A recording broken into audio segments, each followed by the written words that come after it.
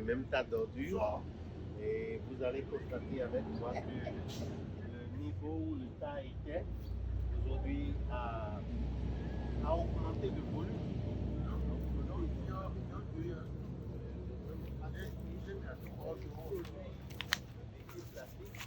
Ça augmente au fur et à mesure. La dernière fois qu'on était là, on n'avait pas vu tout ça. Ça, c'est des sacs, des sachets. Ça, c'est des bâches.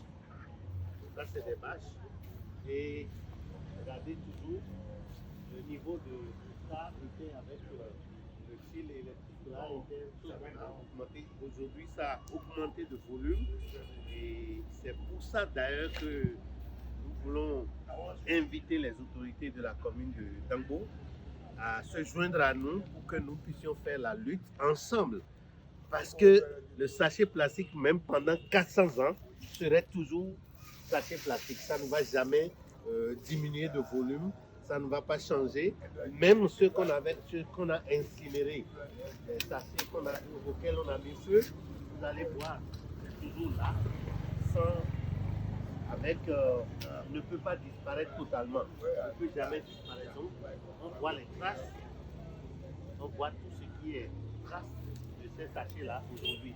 Donc, la nécessité et l'urgence de lutter contre, regardez ces boîtes, tout ça aujourd'hui, c'est un problème pour notre société, c'est un problème de santé publique, c'est un problème sanitaire critique.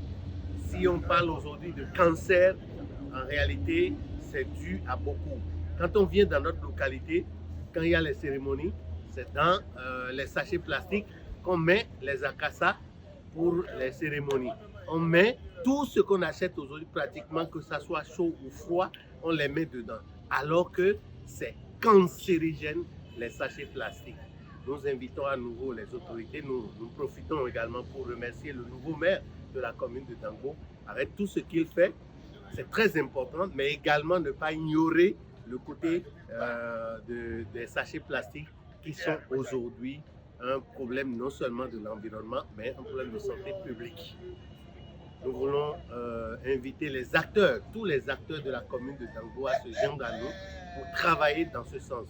Ne serait-ce que à collecter ces sachets, les transformer et ensuite les faire en choses là, en objets qu'on peut utiliser.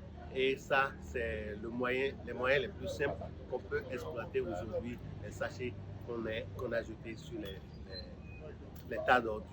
En tant que point focal de la francophonie, zéro sachet plastique, nous voulons travailler avec les acteurs.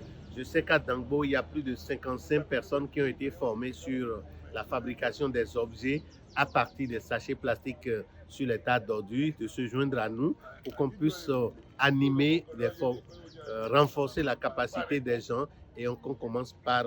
C'est d'abord un début de la lutte contre les sachets plastiques, puisque si nous les collectons, nous allons les transformer et on pourra en faire autre usage, que ce soit dans les brousses. Les prochains jours, nous allons organiser l'activité de collecte des sachets plastiques sur les tas d'ordures de Dangbo et consorts.